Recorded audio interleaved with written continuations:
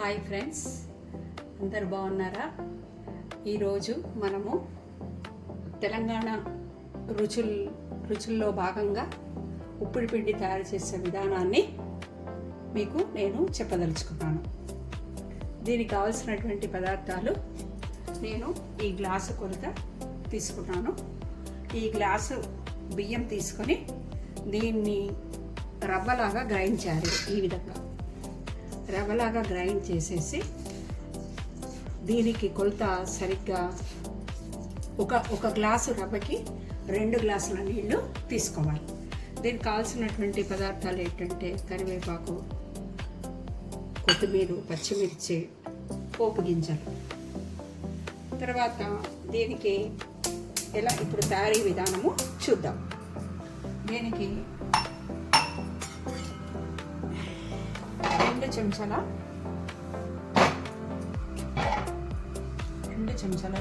నూనె తీసుకోవాలి.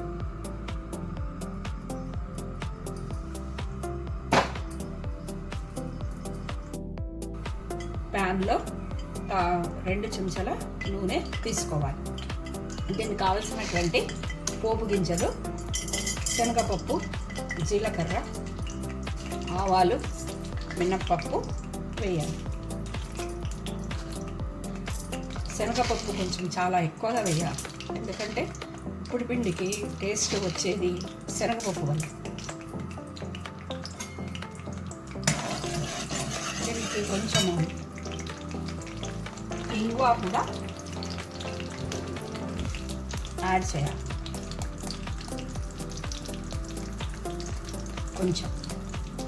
దీనికి కొంచెం మెంతి పొడి యాడ్ చేయడం వల్ల ఏమవుతుందంటే ఉప్పుడు పిండికి చాలా మంచి ఫ్లేవరు వస్తుంది.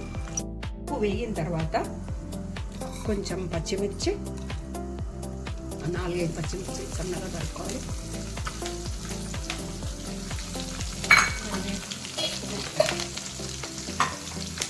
కరివేపాకు,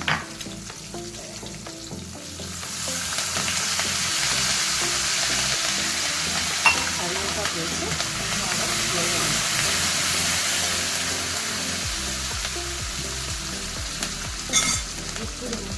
ఇప్పుడు ఈ పోపుకి 1 గ్లాసు రవ్వ తీసుకున్నాం కదా మనం. ఇప్పుడు 2 గ్లాసుల నీళ్లు సరైన కొలతలతో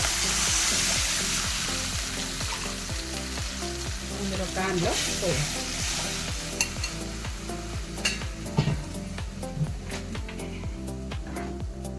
పోసిన తర్వాత సాల్ట్, కొంచెం ఉప్పు యాడ్ చేయాలి.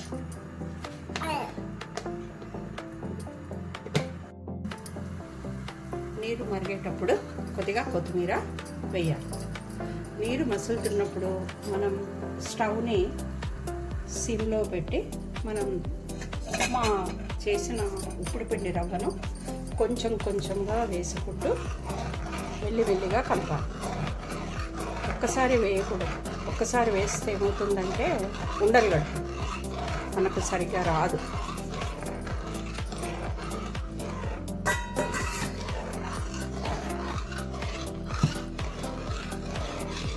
స్టవ్ ఇప్పుడు కొంచెం పెద్దగా చేసుకొని దాన్ని కలుపుతూ ఉండాలి.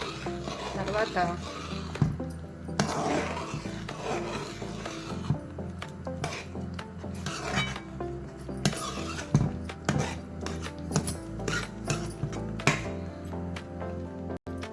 స్టవ్ని ఎప్పుడు సిమ్ మీదనే పెట్టాలి. ఒక 10-15 నిమిషాలు స్టవ్ మీద పెట్టి మధ్యలో కలుపుతూ ఉండాలి.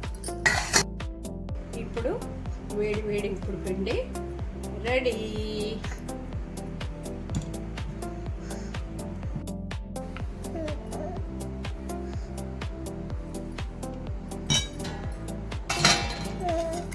చూడండి, ఇలాంటి ఉప్పుడు పిండి మీరు కూడా చేసి దీని రుచిని ఆస్వాదించండి.